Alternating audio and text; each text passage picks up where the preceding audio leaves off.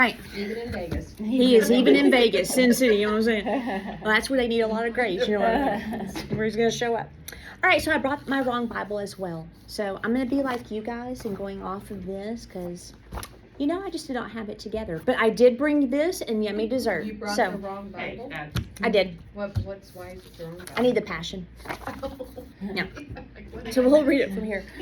So this final one until the fall, which I do want us to maybe try to get together at least once and have some fun, have some food at the house again or something, you know, something neat. But I wanted to end with the conditions of favor. It's not as long as it feels. It didn't print on both sides, so sorry about that. But we're just going to go through some scriptures that talk about the conditions of favor and then some of the definitions of the words and then anything that you guys want to add or you might think of. But the first one, I don't know what Proverbs it is because well, I guess it'd be chapter 22, maybe verse 22. So 22, maybe. I have no idea.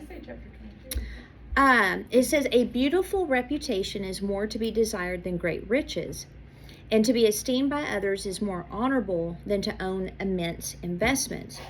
So the word to be esteemed, just so you know, is the word favor. So any other translation, it says favor except in the Passion.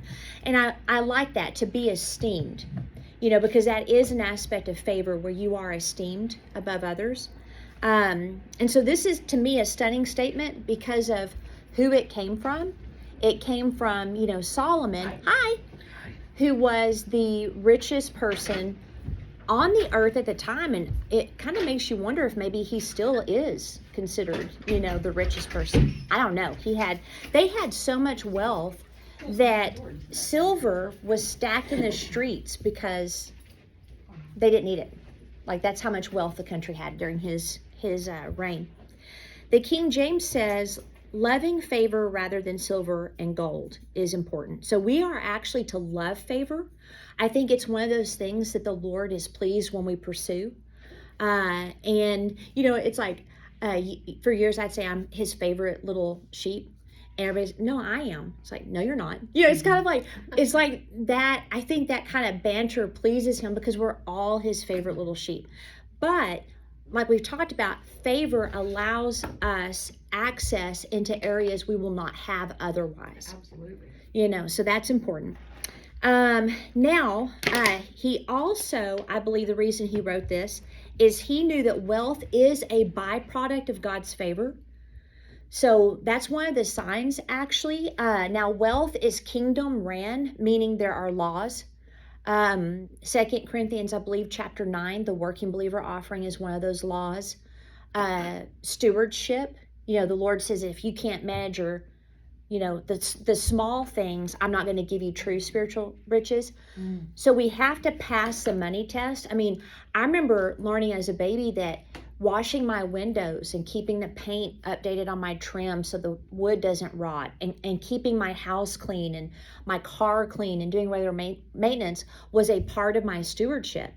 And so to me, it's not like an option. You know, how I take care of my body, it's part of my stewardship. And so if I'm faithful in those things, it evokes a wealth that comes into our lives because wealth isn't just money, right? But favor is definitely one of those keys that can bring wealth because you have a natural trust currency with people. So they trust you and they want to do business with you. So wealth isn't to be sought after, I guess. I think some people are anointed for wealth. I would say the love of money probably is one to avoid. But it does come from wisdom. It comes from seeking his favor, doing what is right, loving God and following his wealth laws.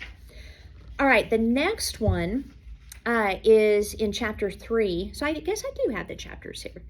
It says, my child, if you truly want a long and satisfying life, never forget the things I've taught you. Follow closely every truth that I've given you, then you will have a full rewarding life. Hold on to loyal love and don't let it go. And be faithful to all that you've been taught. Let your life be shaped by integrity with truth written upon your heart. That's how you'll find favor and understanding with both God and men, and you will gain the reputation of living life well. So there's Which book is that in? Proverbs. Proverbs 8. Yeah.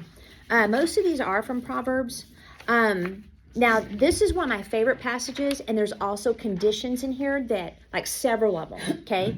So the first one is loyal love. A lot of translations have mercy there for loyal love.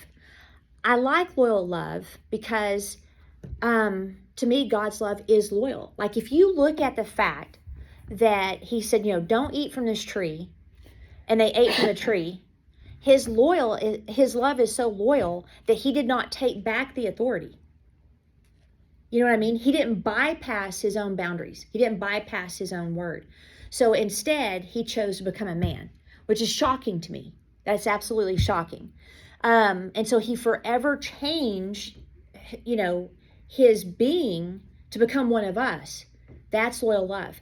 And I don't know if it's Galatians or it might be Romans, but it talks about that when he looked down and basically saw we were without the ability to save ourselves, he became the solution when he could have just said, well, you made your bed, now lie in it, right? So that to me is loyal love. It's also kindness, goodness, acts of kindness. It's God's kindness and faithfulness that serves as a foundation for his actions and his character, and it underlines his goodness. So that's how we're supposed to live. We are supposed to be kind. We're supposed to be faithful. We're supposed to have that be the foundation of our character. Just a little caveat, though, on kindness. It's not the same as nice. If you look up the definition of the word nice in the dictionary, it comes from a word that means stupid, silly, and ignorant. I wonder if it comes from the South. Well, isn't that nice? Isn't that just nice? Bless her heart. Those are usually fighting words right there. But kindness, the biblical definition you guys have heard me talk about, I think before, is that you will take out the whip if you need to. So it's the ability to discern, okay, is this a time to drive out the money changers, or is this a time to say, where are your accusers, right? Like we have to know, is he here to lift up someone's head, or does there need to be a rebuke? Because a rebuke is mercy, according to James. And so that is a loyal love thing. And so loyal love on our side is important. It needs to be in action. Faithful to truth. And always remember, truth is a person. There's no such thing as your truth and my truth. That is one of my pet peeves. There's just truth. Actually. I hate it. I'm like, how do you define that your truth is truth? Like, what standard do you have that what you're saying is truth? And somebody else's isn't. I mean, if yours is truth, that makes somebody else's false. Exactly. It has to. It's just math, guys. Common sense. But being faithful to him. And then I love this phrase, a life shaped by integrity. So integrity is doing what is right when no one's looking. And it's an act of your will, and it's an act of your conscience, especially when you're given the option not to. One of the ways, because I feel like I've always had a good, healthy dose of integrity, but I wanted to up it, So have you guys ever heard of Joyce Meyer? I love Oh, yeah. So she talks about, putting your card up. And at the time, I didn't put my card up. I was like in my 20s. I'm like, I don't want to put my card up. And then it's like, well, they have the things now, So I remember times when it was like raining or there was snow. And I'm like, Joyce Meyer's in my head, So I've got to go put that card up. Would you like me to take yours as well, ma'am? I mean, it was just, but it's those little things. I think we get so caught up in the big stuff that we don't realize, the little things of putting your card up, going, the speed limit, or a little bit Sherri, over. Mine is when I'm at the grocery store and it never fails. Like a loaf of bread I haven't touched will fall in front of me, and I'm like, I've got to go pick it up. Yeah, That stuff happens to me every single shopping trip. Every time. Me and Dorena Sunday, she helped me put some rocks down in the backyard, and so we were up there, and I had gotten how they have all the little things by the checkout. I'm like, dang it, I need these water hose sills, because they always wear out and stuff. So we check out, and I get to the car, and I'm like, oh no, I forgot the things. And she said, you want me to take them back? I said, yeah. So she goes back in. The lady said, hey, we didn't pay for these, so I'm returning them. And the lady's looking at her. Right. And I've had that happen. I know too. And they're so not used to that Yeah. I believe that as time continues to go, just chronologically, the integrity that we have, those little things, is going to be more and more shocking to people. So that will evoke his favor. Especially in today's economy. Exactly. Yeah. Yeah. Because people be like, hey, inflation, know. hidden tax, just take those sills. And then also on the truth thing, it has to go beyond mental assent. And I tell people, you got to know, are you in mental assent or revelation? Okay. So like revelation, it becomes a part of your being. So there's certain things that I've learned in the Lord that no one can talk me out of. It's just going to be impossible because it's now part of me. Yeah. So it would be a violation of my integrity to believe or to say anything different. Now, some things, there's some leeway because the word is not very clear on certain things, but on other things, it's very clear. Mental assent, and I might have talked to you guys about this before, but it's where people say, well, I know, and then they'll tell me whatever they know. And in fact, Dorena did it the other day, and I said, you've told me that you know 3 times, so that's kind of making me wonder if you actually know, and if you're trying to convince me or yourself. So you might want to make sure that's a revelation and not mental assent. And she's like, I am doing that, because she knows I've talked about it. She goes, I don't know, I have to get back to you. I'm like, okay. And but mental assent, it's like there's no connection. It's just here. There's no conviction. It's not a persuasion to where if you had to bet your life on it, you would do it. So I like to tell people that because mental assent is knowledge minus transformation. And what makes that dangerous is we can actually end up religious and pharisaical. Because the Pharisees had knowledge minus transformation, and they crucified the word, right? So would you describe mental assent as not having the personal relationship?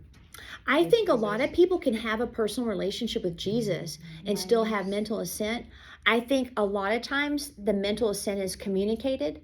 So when I look at the revelation I have, it was in the school of what is called paideia. So in the Greek, you have different levels of education. First you start off with like book learning. So you sit in a classroom, you learn the basics. Once you get out of book learning, you then get into paideia. And so paideia is like the higher education where you now have to put money where your mouth is. Now you've got to actually do what you learned. And the example of that is, the Lord taught them and then he'd sent them out, right? So once he felt they were ready, he sent them out. And then when they came back from that education, that paideia, they were actually quite narcissistic and arrogant. But he doesn't mind that because they wouldn't have known that was there unless they had been in paideia. Okay. And so now they've got paideia. He addresses the character issues, and then he sends out 70 more. So to me, revelation knowledge has to go past the initial education model into you actually have to live it. And typically when something becomes revelation, it is tested. So it's like, the word is tested. So once that word is released, you can pretty much guarantee you're going to be tested in it and in every which way possible to make you not believe it. So I think revelation comes from that higher learning, for sure. There was a pastor that used a really good example of personal relationship where he said, you can read the Bible and not have a personal relationship but have head knowledge. And he said it would be like reading a book on my wife without never meeting my wife. That's true. So you know all the facts about the person and Yeah. their whole life story, Yeah. but you don't actually have a relationship with them. And that's so good. And just think about like how mental assent can get us in trouble. Like if you think about, like if we take it to relationships, and I was just talking to somebody about this the other day, I can't remember who it was, but we were talking about red flags. So like even in business situations, if you just have mental knowledge of who you're dealing with, you're probably going to end up in a mess because we need to pay attention to the legitimate things that point to character and motive. But a lot of people will live in mental assent because they don't want to recognize what's happening. And so I think with Christians, a lot of times reading the Bible becomes the end all. The practices of Christianity become the end all, but we don't approach it with the idea of transformation. Like if it becomes a very passive exercise. I'm doing this because I'm supposed to do. Yeah, like even going to Yeah. church, like the act of giving. The way they did it in the original intent was you took the money to the apostles. There was an actual action that was involved. There was like a public display where now you just plunk it, right? Or you just charge it on your card. And I don't have any problem with that, but it's just created a very passive exercise where I've seen people give thousands and then they're, sleeping with prostitutes, or they're beating their wife, or the wife, is sleeping around. It's like the practices cannot replace the revelation. And I think you're 100%. A lot of people have read about him, but they actually don't take it far enough. Yeah, that was good. Let's see. So Proverbs 8:34-35. If you wait at wisdom's doorway, longing to hear a word for every day, joy will break forth within you as you listen for what I'll say. For the foundation of life pours into you every time that you find me. And this is a secret of growing in the delight in favor of the Lord. So the word here means listen. And in other versions, it means to hear and to obey. So you're seeking a word. You're like in your morning time, or maybe as you go about your day, you're just conscious of, okay, what wisdom would you like to give to me today? I'm always on the lookout for wisdom. It may come through people I don't expect it to come through. Even people that I think are dumb. I don't even, like y'all just, I don't like y'all. But I find that's usually when I will hear wisdom. And being able to take the meat but spit out the bones is really important. But wisdom is so key to favor. And I do like to seek wisdom every day. And what will happen is it's like a light bulb, dink, goes off, and I'm all, that's what I needed, or whatever that looks like. How like when you guys encounter wisdom, what does it feel like? Or when you get it? In the bathtub. Like that's where all the light bulb moments happen. I don't know why. So are you in the bathtub going, but no, that's good. It's like a thought comes to you. Yeah. And it's not your own thought. Yep. That you didn't think that yourself. Yep. It's pretty amazing. And then it's gold. Like it's gold. Absolutely. And then you're marveling at, wow, that is so brilliant and simple. Mm-hmm. Typically it's simple. And then we actually are the ones that look smart. Yeah. When we implement it. What about you guys? Like when wisdom hits, what does it feel like? Yeah, it kind of feels A like light that. bulb? It feels, usually I'm like, whoa. Duh, like it's a duh moment. Like, Yeah. Like, well, that's simple, Lord. Thanks for the help. Yeah. I needed it. Yeah. Just so you know, it's like that book makes me feel that way. Oh. Like when I read it, I'm all, that is so Yeah. simple. I thought I knew that. Yeah. Right, or you're like, oh, I never. Wow, okay, that opens up Yeah. a whole new world right there. Just Yeah. realizing that one little thing. that Yeah. Obviously, I just skipped over because For Yeah. decades. yes, like That's your how whole I life, usually and you're am. like, Yeah. I had an event recently, and actually this is worth sharing. I had a series of 3 dreams, and I've asked the Lord for more dreams because he says in Acts and then also in Joel that in the last days he'll pour out his spirit, and the young will dream dreams, I think, and the old will have visions. So I'm like, well, I'm young and old, young at heart, Yeah. older on the outside. So I want both. Well, anyway, I had a series of dreams, and I'm going to be very vulnerable. So on the first one, so people dismiss nightmares, but a lot of times God will use nightmares to warn us. So you don't want to just throw them out. They might be a warning, and I had just learned that. So I had a nightmare actually that a client of mine seduced me. Oh. And I already had some concerns, like a colleague said, Sherri, now that you're single, you got to watch because the energy around you is different, and you might unfortunately see some nonsense from people that you didn't expect, on both genders. Like men might all of a sudden act like fools, and then women might grab their husbands tighter, and I'm like, that's so stupid. Like if they just knew, that I'm not that person. You know, we don't have to grab husbands and we don't have to act like fools. But anyway, so I'd already been kind of watching him and, you know, putting up that guard while still conducting business. And anyway, so in the dream, I allowed myself to be seduced, and it broke his wife's heart. And I woke up with my heart broken. And I was like, and I just learned that. I was like, Lord, I said, I can't ever say that I would never not do that, but I can tell you the idea of making someone feel the pain I felt made me nauseous. So I kind of put it up on a shelf, you know, and then I felt like, or I had another dream where I was moving back to an old town that I lived in with my dad and stepmom back when I was a kid, which I would say probably formed a lot of how I see the world. And I hated living there. It was awful. Drugs, alcohol, abuse, all that stuff. Hated it. But in the dream, I thought, well, maybe if I live on a different part of town, it'll be better. And so there was a wreck on the highway, and I thought, I have favor. I know I can go up there and they'll let me go past.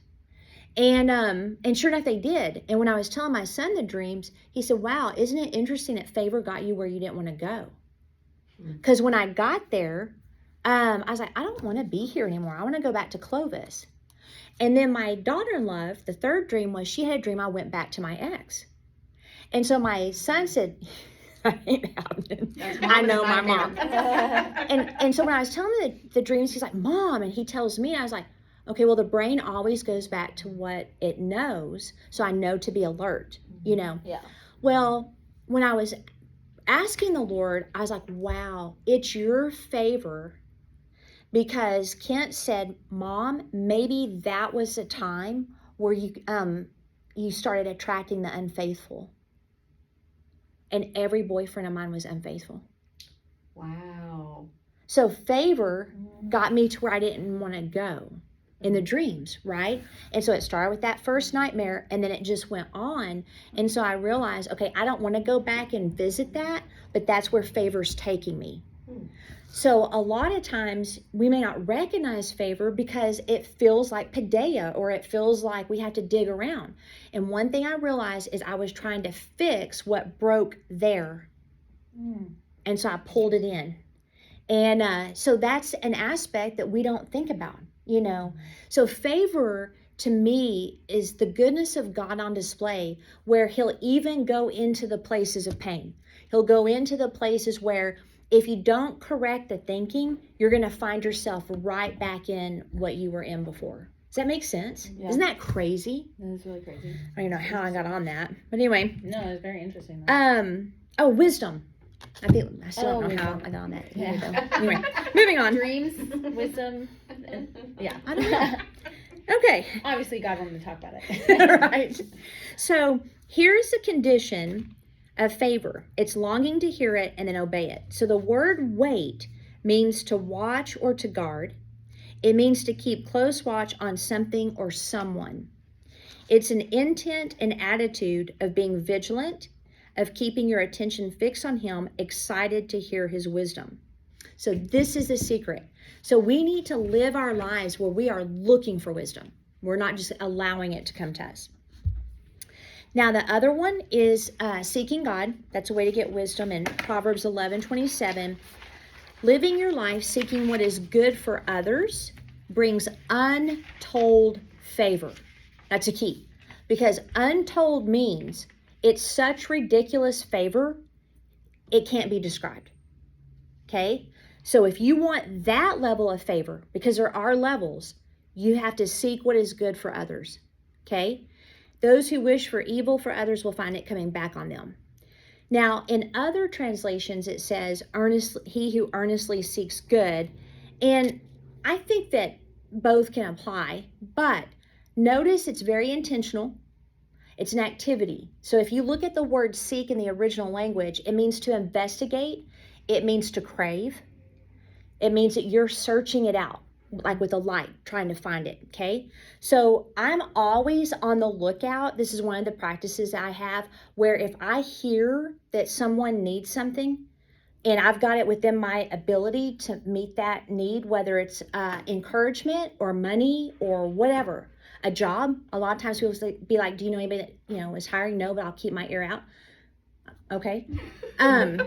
We are. You know, that is seeking good for others. It also requires you to put others above yourself because you're intentionally using time to benefit other people. And that's in the Philippians, it might be chapter 1 or 2 where it says, put others above yourself or prefer others above you. This is the same mind that Christ has. So this right here is actually his mind. This is what Jesus did, is he sought for our good above everybody else's. And then the word good, to kind of define what that looks like, is well-pleasing, fruitful, morally correct, and convenient. So just think about that. You making someone's life more convenient for a moment is seeking their good. Isn't that neat? So like as a business person, I can take the model of convenience.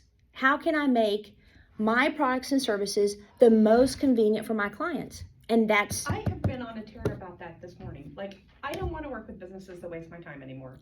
Exactly. I'm so tired of it. So, anyway. Yeah. I mean, that's it. We need to bring things down from the hyper spiritual to the practical, right? So being well-pleasing, like me and my father-in-law, we used to get in arguments. Well, not really arguments because he doesn't argue, but we'd get into discussions because he'd be like, you know, I don't need a bunch of stuff and I like to throw everything away. I'm like, yeah, my class ring, like you threw that away. Anyway, Oh, no. But we get into these discussions and I said, do you think God has the same mind? And he goes, what do you mean? And I said, well, does he need streets of gold? Does he need pearl gates? Does he need that? No. If we take your philosophy, we would just have, you know, maybe some, I don't know, pine and, you know, dirt. Like, every time I leave my house right now, there's wildflowers. Exactly. We don't need those. I mean, they don't do anything, but God created them for us to enjoy. And it makes me happy. They're well-pleasing. So now, whenever like his family have visited or whatever, they're like, wow, this is a nice house. Oh yes, my daughter-in-law, she, you know, and now he points out everything, but he's coming to appreciate what most would call unnecessary beauty, you know, but that's well-pleasing. So even how you present yourself or how you present, you know, the excellence of your gym, the excellence of your firehouse, whatever that looks like, this is a way to get favor because when people walk in, they feel pleased with what they see, right? Okay, so I have a question about, because I've had these thoughts a lot of times. I was on vacation one time in San Diego, and I was trying to determine what was different about the people that get to live in San Diego versus the people that get to live in eastern New Mexico. And when you're completely surrounded by beauty, you don't look any further for it. Nope. And that's the one thing I found that I'm grateful for, is that when we're not completely surrounded by it, we're looking at the wildflowers. Mm-hmm. We're looking at When things I'm, that, like, somewhere that I can see the mountains, I love it. I'm like, Me this too. is so Yeah. beautiful. But if I saw this every day, It lose maybe some of its would I luster. still appreciate it? It's, That's 100% true because I'm from Vancouver, Washington, and I mean, on my way to work every morning in Portland, I see Mount Hood.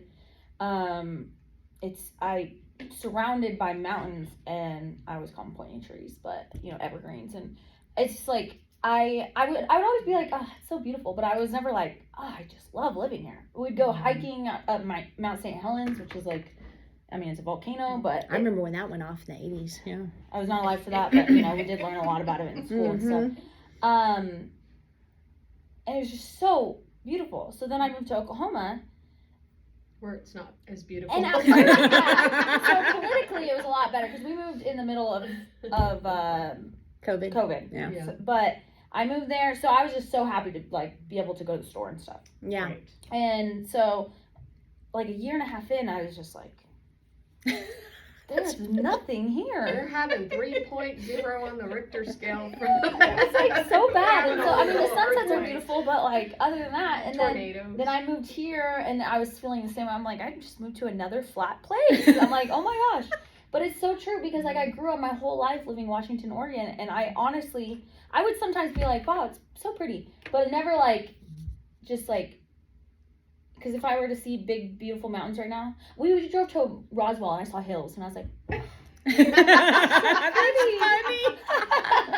I was like, oh, it's so funny. I've only lived in flats, so. Even like driving to San Home though, where Yes, the Cap I'm like, Rock. oh, this is so beautiful. Yeah. Well, I think that beauty is intentional as well. You can definitely get used to your surroundings. But one of the things that I do is, because it's such a miracle that I get to live in the home I live in, because, you know, we had $50-something thousand of debt and all kinds of stuff, I will rarely walk around and just look at all the things I like the stuff on the wall, or I'll look outside. And same thing with my car, my Chevelle. I've had that since I was 18. And every time I see it, I get a smile on my face. And then when I get in it, I really get a smile on my face. And so I think that being appreciative and aware of what is well pleasing to you is actually pleasing to him. And then the other side of it too, though, is that people that appreciate their city treat it well. Yeah. And if we don't, the poverty increases, vandalism increases. So beauty has a really important role in society. Yeah. It really does. So I think we definitely have to be intentional.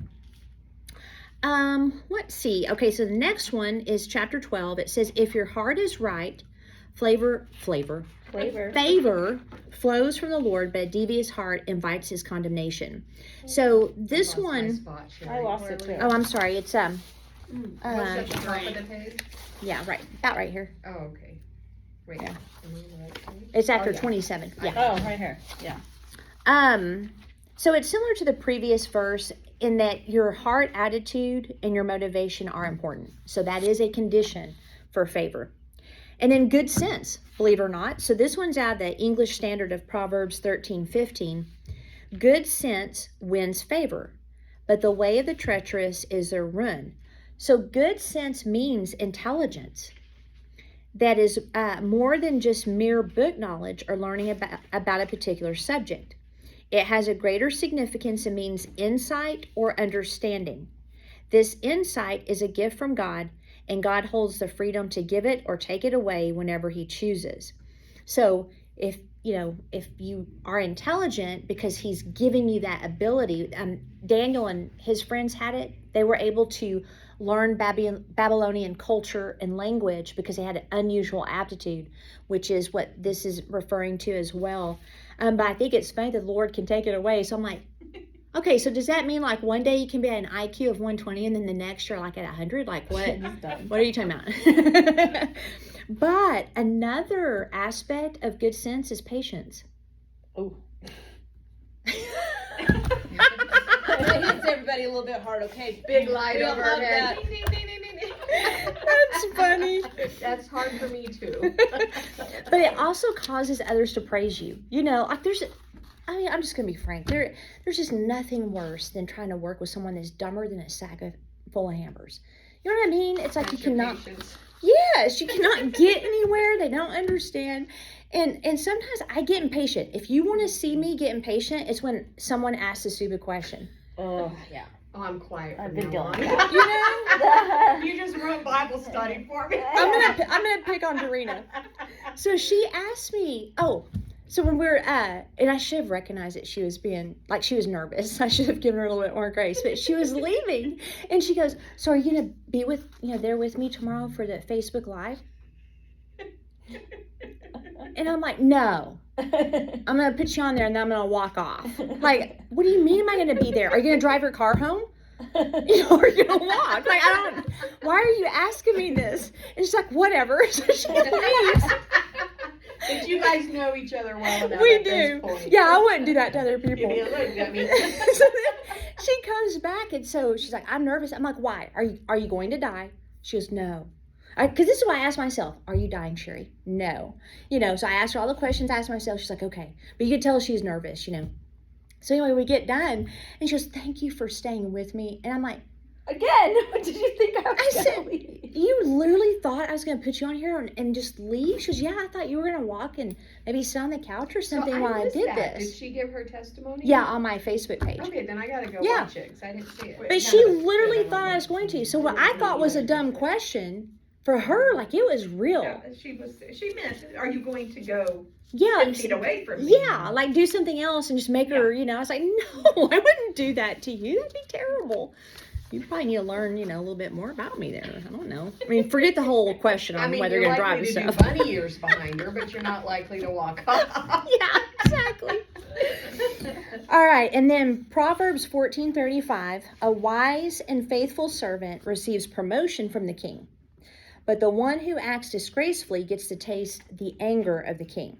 So the word promotion there is favor. So a faithful and wise servant receives favor. And that includes those like, you know, employers or, you know, anyone else that has authority over you, but also the Lord. But I also wanted to include these next ones in 16:15 and 19:12. Life-giving light streams from the presence of a king, and his favor is showered upon those who please him. And then the rage of a king is like the roar of a lion, but his sweet favor is like a gentle, refreshing rain. So anything that's royalty, anything that's kingly, I love studying that stuff because they think totally different from other people. But I think it also shows us that aside from the favor thing, if you're in authority, there is a time for a lion to come out. You know what I mean? There's a time. And I remember with my son, you know, there was a healthy fear. But he also knew how much I loved him, right? And I remember when his youth pastor was like, how are you not jacked up by everybody else? And he was so smart. He's like, my parents gave me a perfect combination of discipline and love. Come on. Well, that wasn't us. That was, you know, Jesus helping because, you know, we're pretty jacked. But it was just neat that, you know, that stuck with me for my own thing. And so that goes back to the idea of when do you pull out a whip and when do you lift someone's head, right? That's having a rough time. So that's important for us as people that probably are in some type of authority somewhere. And then being a lover of God, one of my favorites, in 14:9, it says, fools mock the need for repentance while the favor of God rests upon all his lovers. Now, in the New King James, it says upright versus lovers, okay? So this means straight, just, right, and describes those who do what is right in God's eyes. The reason I think the Passion puts lovers is because doing right is sourced from loving him. And that's very plain from the commandment. I give you 2 commandments, love God and then love your neighbor as yourself. So all motivation needs to be love for him and love for ourselves than others. And so I think that's why he always, like if you read the Passion and you see the word his lovers, it will be either righteous or upright. And then in John 14:15, if you love me, you will keep my commandments. So I like to tell people that the love of God is not measured by emotion. It's measured by obedience. Okay. And if we know that, we won't be deceived. There's a lot of people out there, oh, I love God. Really? How'd you treat that waitress the other day? And what about all those, no offense, F-bombs that flew out? You know, like we need to take it definitely to the practical and make sure that we're loving people well. And then rebuke brings favor. This one surprised me. So in Proverbs 28:23, it says, whoever rebukes a man will afterward find more favor than he who flatters with the tongue. And then in the Passion, it says, if you correct someone with constructive criticism, in the end, he will appreciate it more than flattery. I would love y'all's thoughts on that. Like why you think that's the case. I think people appreciate honesty, but I feel like my own style is if I'm going to give someone constructive criticism, I always start with something positive first. Sandwich. Yeah. Mm-hmm. Yeah, but we know when somebody's flattering us. I versus hate it. giving I don't like them yes fair friends. compliments. Yeah. And so the fact that it uses The juxtaposition of the flattery and the favor. And actually, that kind of makes me mad because I don't like that. I feel like flattery is hollow. It's It not. is, Yeah, and I it's actually flippant. push back on people that are trying to sell me and overdoing it, and I get real serious and step back from it. I don't like it. My husband's Yeah. kind of like that. It's like, it's not genuine. It's just like, oh yeah, honey, that looks great. That's nice. Oh yeah, I think that's a good idea. And then he'll just like go inside like, I don't like that. And it's like, be honest with me. Like, I hate it so much. And I don't like friendships like that either. Like, yes, friends, you know, there's a difference between being like, okay, I'm letting you vent, whatever. But like, okay, if we vented about this 3 times, what's our solution? Mm-hmm. Like, what are we doing now? Like, Yeah. I love you, but like, we can't just keep having, you know, and I just.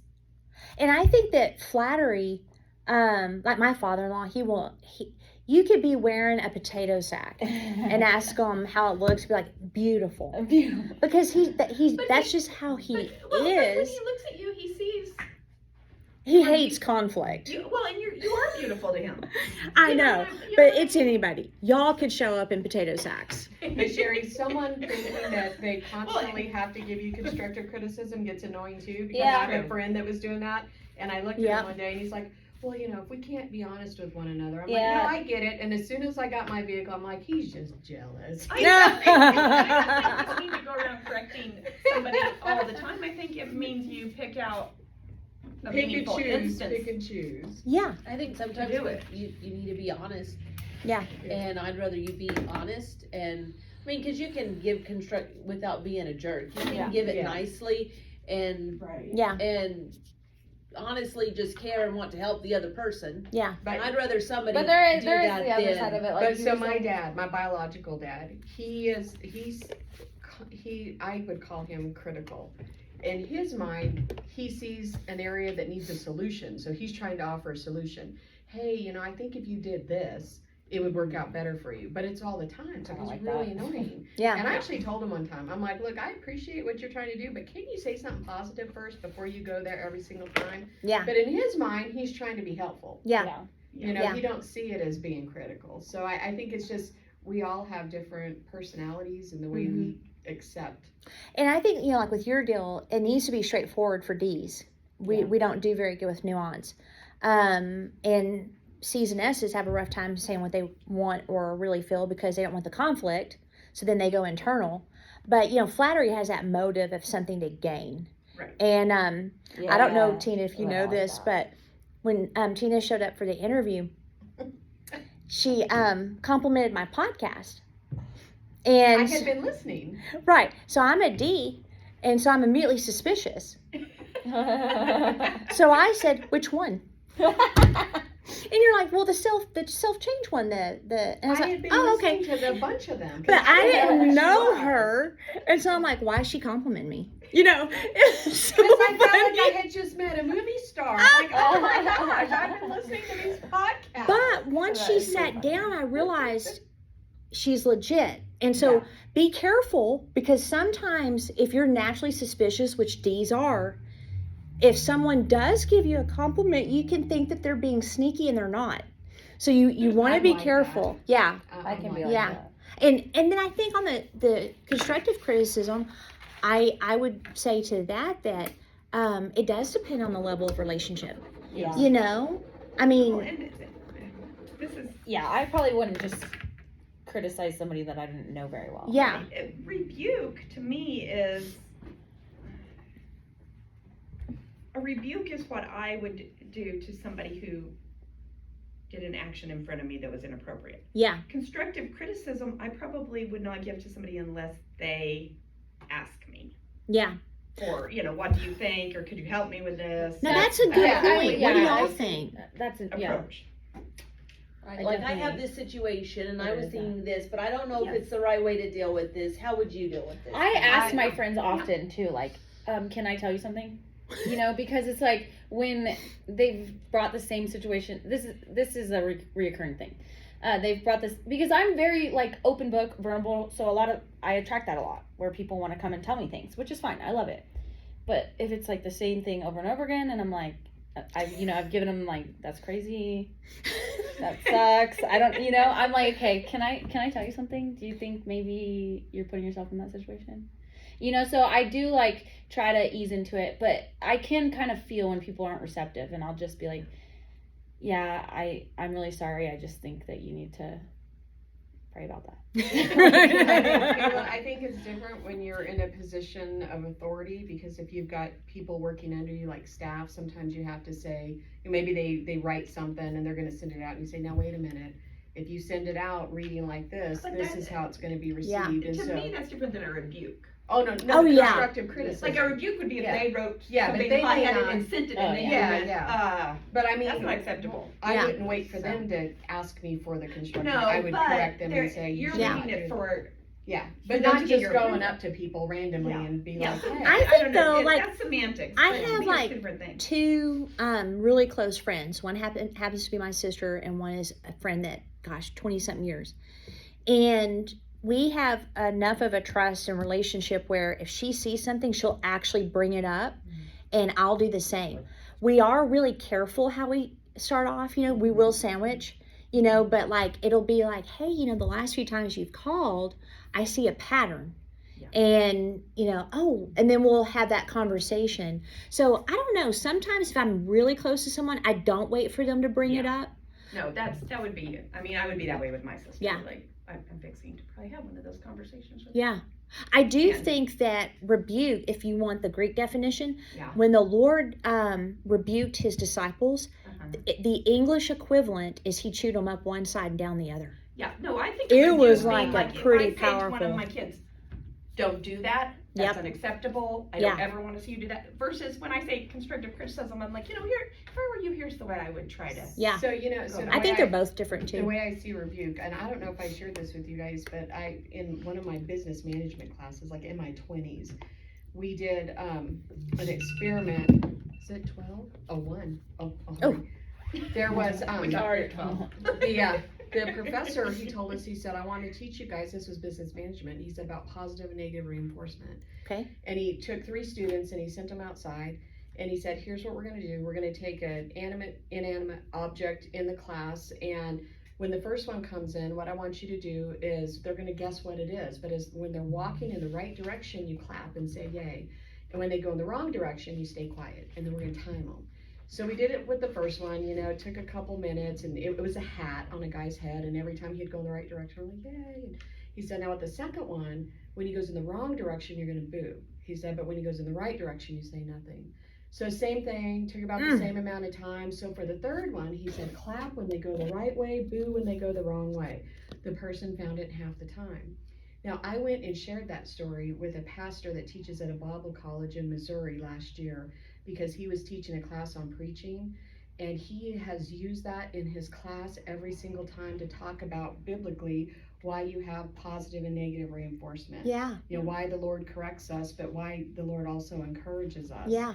And so when my kids are little, I'm like, okay, we have to have that balance. You do. So the rebuke is that negative reinforcement to keep you going in the right direction. Keep you in the right You direction. have to have both. You know, it's funny, whenever I would get in fist fights with people in school, we always ended up friends. Maybe my rebuke with my fist corrected whatever. I had one Needed fist to be fight. corrected. I had one fist fight. We became friends after. Yeah, every one of Something them. about it. Yeah, I was friends with them. That's funny. I busted her lip too. You know, Kent did when he wasn't even 1 year old. A little He did kid. what? It was Doreena's son. They were standing around the coffee table, and her son was a bully and kept picking on him. Next thing I know, this kid's crying and has a busted lip, and they can't even walk. So I picked Ken up and I said, son, did you do that?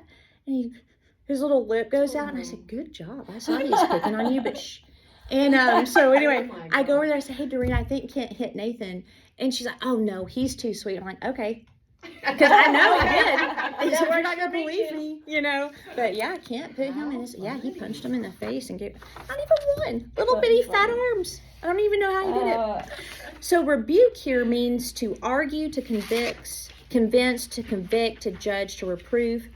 It refers to the clarification of people's moral standing, which may involve arguments being made for them. So in God's mind, in the Hebraic mind, reproving sin was pictured as a demonstration of love. But some are too rebellious or scornful to be reproved, and I'm sure you can see that, you know, sometimes it may get tense, but conflict can be okay. And then this is one for your spouse, if you're married. Proverbs 18:22. He who finds a wife finds a good thing and obtains favor. My husband obviously did not listen to that. So there's other conditions for favor, but I wanted to end with humility. I think that's one of probably the biggest ways to gain favor. And so to make sure we all understand humility, it is saying what he is saying about you. It's not self-deprecating. It's not beating yourself up. It's not acting all lowly and that no one wants to hear what you have to say. Sometimes people with humility and favor can seem arrogant. David was a really good example of that. So humility to me is really, really important because he resists you. You know what I mean? Like if you're proud, he resists you, and that's the total opposite of favor. So on a scale of 1 to 10, Tina, where do you feel like you are in favor? How much would you like to grow over like the next 3 months into favor? A 10 being the highest? Yes. I feel like, so are we talking in my lifetime or over the last couple of years? I'd say over the last couple years. Over Yeah. the last couple of years, I feel like I'm maybe a 6. Okay. I mean, there's been times in my life where I'm like, I am God's favorite. And every day, you know, boo, boo, boo. But the last few years, we have had one thing after another, and it's been a complete challenge on my family. And so I would like to, but I don't know where favor comes in that. I just know that I've gone through a challenging few years. I think maybe part of the favor is the fact that you've been able to go through the challenging years and keep your, you know. 100%. Yeah. I think like you can look at like if you know your assignment, what you're here for, definitely I would look for increase of favor. And I would encourage you guys, look at just the one, you know, like pick one thing that you would really like to, you know, hone in and develop your skill in because favor is earned. And how I look at it is important too, because in my mind, I'm thinking when you're under God's favor, you're not dealing with all of the tragedy and all the things, right? Whereas when the favor could be God's the one helping taking you through that. Because even though you're going through tragedy, he could be saving you from something else. Well, and not only that, we know like he doesn't send, you know, bad health. He doesn't send stuff like that. However, he gives you the favor you need to navigate through that. Well, and I do feel like even this morning I was in the bathtub praying for a family member that's really in darkness right now. And I had a sudden image in my mind of someone standing in a dark room. And when you walk into a dark room that you're unfamiliar with, you don't know where the light switch is. Yep. You can't turn it on by yourself. Yeah. And so it immediately shifted my prayer. Yeah. And to God, I need you to turn that light on because this person doesn't know Cannot see. They cannot see to turn the light on themselves. Yeah. It's a very weird feeling too. Feeling around, afraid you might. Yeah. All right, Destiny, where do you feel you're at on favor? 1 to 10. I can go to another one. You go. Okay. So I feel like probably my life, I do feel like I've had favor. Not in like a conventional way where, you know, everything was great and whatever, but I just feel like I have been carried through everything. So you two talking tells you an important point. Favor is not where everything's perfect. Okay, that's not favor. Favor is you can tell God is so on you that no matter what you encounter, it's like your footsteps are like butter, even through the challenge. Yeah. You know, you don't get stopped. You have the things you need. I could rate myself higher for rating it just on that. Yeah. I know God's with me, you know, through everything. It's like a tangible, you can tell. I do feel like that. I feel like in my life, you know, I've just been in some of the craziest, sketchiest, wildest situations, and I look back and I'm just like, I was walking through war zones, not getting hit, you know, like bombs and bullets flying by, and just like, and didn't realize how protected you were till later. Just an actual example. One time I was mad at my boyfriend. I was 13 years old, and there was a 5-lane highway, and I was mad at him, and there's cars flying 60 miles an hour, and I just walked like this. Wow. And I just like didn't even look back, and the cars were literally phew, and I wasn't stopping or anything, and it was so crazy, and everyone was like, "What are you doing?" screaming at me. But it was like I just, and I'd put myself in those situations. And I do believe that I've always had favor. I do feel like, though, in this season of my life, I'm walking into a different level of favor. Good. I really do believe that. I feel like a lot of things I've gone through recently, emotionally, not tragically, like my life has been pretty smooth sailing for the last few years, but just like my pizza parlor, opening that and selling it, and it being the most miserable year of my life, and like then moving here and just like thinking like, what the heck did I do? Why did I move here? I was so alone for the first 4 months, you know, just working out alone, no friends, nothing. I just feel like God was really preparing me. Mm-hmm. And I was running the other day and I was just like, oh my, like, I really feel like I'm on this path that's just, good things are about to happen. Yeah. I really believe that. It's good. Inez? I'd say about probably like an 8. Okay. So Love it. you see God the always tangible provides. favor. God Yeah. always, you know, when I don't know how it's gonna happen, I just talk to him and He works he it out. takes care of it and he works it out. And Yep. I have to work at not worrying, but you know, God Yeah. helps me with that too. But Yeah. you know, it just, when I don't know how things are going to work out, all of a sudden It's worked God out. has it worked out. And I'm like, okay, I guess this is the route we're going. Here we are. Yeah. That's you know, good. And and it always works out his way. Better and better yeah. than you thought. Yeah. Yep. All right, Kayla, what about you? Yeah, I would say an 8. Yeah. I look for little things, Yeah. and I would say for me, I'm probably at a 7. I'd like to go up, and the only reason I say that is I have a lot of favor, but there are specific things where I need a higher, and so it's not so much not any favor, but where I'm going, I need more. Yeah. You know what I mean? And only favor will get me there. So you're So- saying your scale has gotten bigger. My skill has Ooh, I gotten like that. bigger. I like that. Yes, yes. Well, any